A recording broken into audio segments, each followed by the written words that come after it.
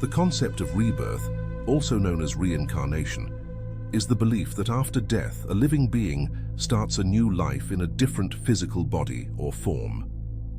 This idea isn't just a religious or spiritual concept, it's a fundamental part of many cultures worldwide and has intrigued philosophers, scientists, and ordinary people for millennia.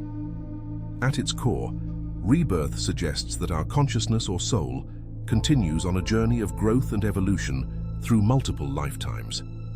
This cycle, often called samsara in Eastern traditions, is seen as a process of spiritual development, where each life offers new lessons and opportunities for advancement. The appeal of rebirth is clear. It offers a comforting alternative to the finality of death, provides a framework for understanding life's injustices, and gives purpose to our existence beyond a single lifetime. But is there any truth to it? Can we really live forever through an endless cycle of death and rebirth? Now let's explore 9 fascinating theories that attempt to explain how rebirth might work, drawing from ancient wisdom, modern science, and everything in between. 1. The Akashic Records. What if every thought, action, and experience of every being that ever lived was recorded in a cosmic database? This is the concept of the Akashic Records, a term coined by theosophists in the late 19th century, but rooted in ancient Indian philosophy. Think of it as a universal memory bank, storing all the information of every soul's journey through time. When we die, our consciousness taps into this cosmic cloud storage, reviewing our past lives and planning our next incarnation based on the lessons we need to learn. Modern physics offers an intriguing parallel to this ancient concept. The holographic principle in string theory suggests that all the information in our 3-dimensional universe might be encoded on a 2-dimensional surface, much like a hologram. Some researchers, like neuroscientist Giulio Tononi, propose that consciousness itself might be a fundamental property of the universe, like mass or charge. If true, could our individual consciousnesses be localized expressions of a universal field of awareness, akin to the Akashic Records? Second, quantum consciousness. What if your consciousness isn't in your brain, but in the fabric of the universe itself? This mind-bending idea comes from the intersection of quantum physics and neuroscience, suggesting that our awareness might be a quantum phenomenon. Dr. Stuart Hameroff and Sir Roger Penrose proposed the orchestrated objective reduction, OR theory, which posits that consciousness arises from quantum computations in microtubules within brain neurons. These microtubules could be the interface between the quantum world and our classical reality. Here's where rebirth comes in. Quantum information can't be destroyed. If our consciousness is indeed quantum in nature, it wouldn't disappear at death but would persist in the universe. This quantum consciousness could then collapse into a new physical form, starting another life. This theory aligns with reports of near-death experiences, where people describe a sense of oneness with the universe. It might explain the feeling of accessing universal knowledge or experiencing timelessness that many report during these events.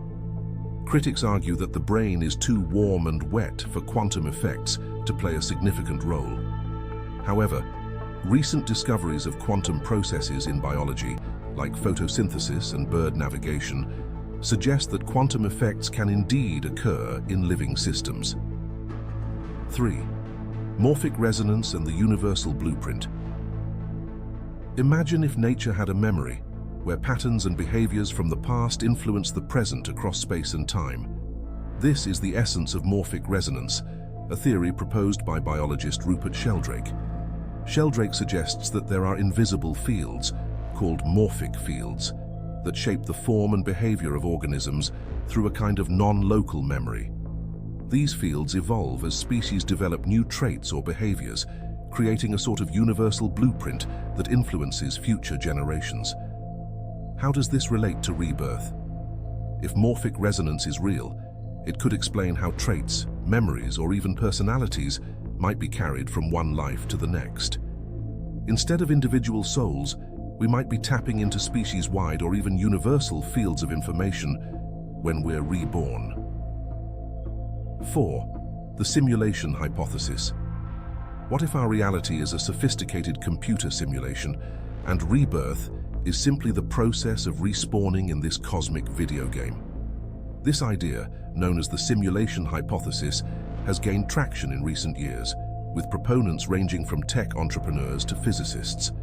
The argument goes like this: as technology advances, we'll eventually be able to create simulations indistinguishable from reality. If this is possible, odds are we're already living in such a simulation created by a more advanced civilization. In this scenario, rebirth could be a programmed feature of the simulation. When we die, our consciousness could be transferred to a new avatar within the game, perhaps with memories wiped or altered to fit the new life scenario. This theory could explain many puzzling aspects of existence, from the apparent fine-tuning of universal constants to the mysterious nature of consciousness. It also offers a technological framework for understanding concepts like karma or the akashic records. These could be algorithms governing the simulation. 5. Cellular memory. What if your cells carry memories from past lives? This idea, known as cellular memory, suggests that our experiences and memories are stored not just in our brains, but throughout our bodies at a cellular level.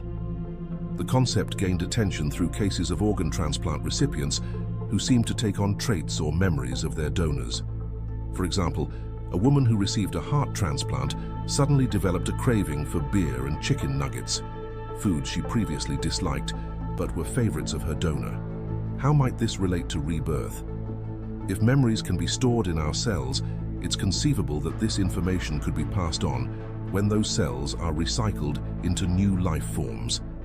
This could explain phenomena like birthmarks, corresponding to fatal wounds in alleged past lives, or children with detailed memories of previous existences. Recent research in epigenetics, the study of how behaviors and environment can cause changes that affect the way genes work, lends some credence to this idea. Studies have shown that trauma can cause genetic changes that are passed down to future generations. Critics argue that the evidence for cellular memory is largely anecdotal and that more rigorous scientific studies are needed. However, the concept challenges our understanding of where memories are stored and how information might be passed between lives. 6. The holographic soul or fractal rebirth. Picture your soul as a hologram, a three-dimensional image created by light interference patterns. If you break a hologram into pieces, each piece contains the whole image, just with less detail. This is the basis of the holographic soul theory of rebirth. This concept draws from the holographic principle in physics, which suggests that the information contained in a volume of space can be described by a theory that works in fewer dimensions. Some researchers, like physicist David Bohm, have proposed that the entire universe might operate like a giant hologram. In the context of rebirth, this theory suggests that our individual souls are fractal expressions of a larger universal consciousness. When we die, our unique interference pattern dissolves back into the whole, only to reform in a new configuration in our next life. This could explain phenomena like past life memories or feelings of connectedness to all living things. If we're all holographic projections of a universal consciousness, we might occasionally access information or experiences from other projections. The holographic soul theory aligns with some interpretations of quantum mechanics, particularly the idea of quantum entanglement, where particles can remain connected and influence each other instantaneously, even when separated by vast distances. Critics argue that this theory is more philosophical than scientific and lacks empirical evidence. However, it offers an intriguing framework for understanding how individual consciousness might persist and evolve through multiple incarnations while remaining part of a larger whole. 7th, Panpsychism. What if consciousness isn't produced by the brain, but is a fundamental property of the universe, like mass or charge? This is the basic premise of Panpsychism, a philosophical view that's gaining traction in some scientific circles. Panpsychism suggests that all matter has some degree of consciousness. An electron might have a very simple form of consciousness, while a human brain, with its complex networks, produces a much richer conscious experience. In this view, rebirth isn't about a soul moving from one body to another, but about consciousness reconfiguring itself into new forms. When we die, the complex consciousness associated with our brain dissipates, but the fundamental consciousnesses of our constituent parts continue on, eventually reforming into new conscious entities. This theory could explain phenomena like the hard problem of consciousness, why we have subjective experiences at all. If consciousness is a basic feature of the universe, there's no need to explain how it emerges from non-conscious matter. 8. The multiverse mesh and quantum immortality. Imagine if every decision you make splits the universe into multiple realities, each one playing out a different possibility. This is the essence of the many worlds interpretation of quantum mechanics, proposed by physicist Hugh Everett III. Now let's take this a step further.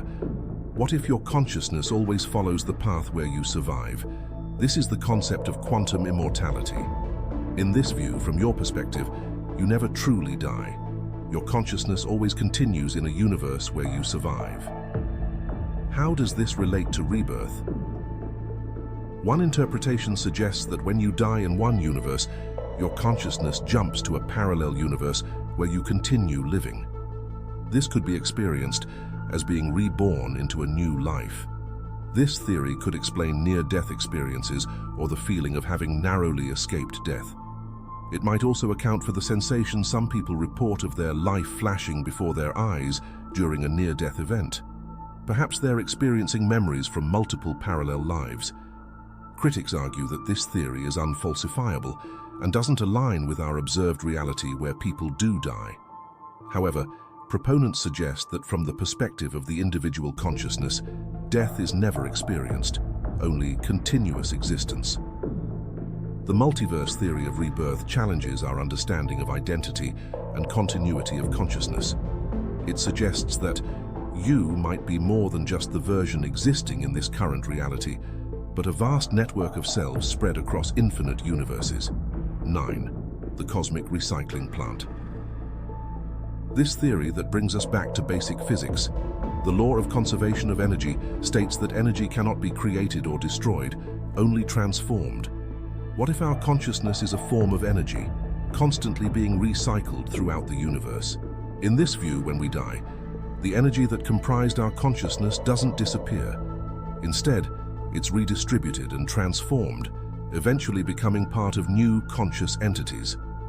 This isn't about a soul moving intact from one body to another, but about the fundamental energy of consciousness being endlessly recycled.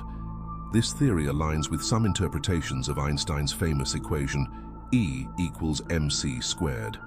If matter and energy are interchangeable, and our consciousness arises from the matter in our brains, then our consciousness could be seen as a form of energy that persists beyond the death of our physical form.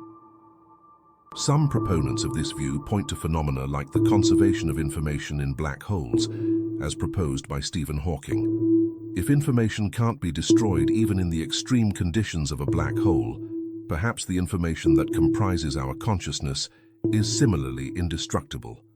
If you have made it this far, comment down below with the word 100% to confirm that you have received the knowledge from this video.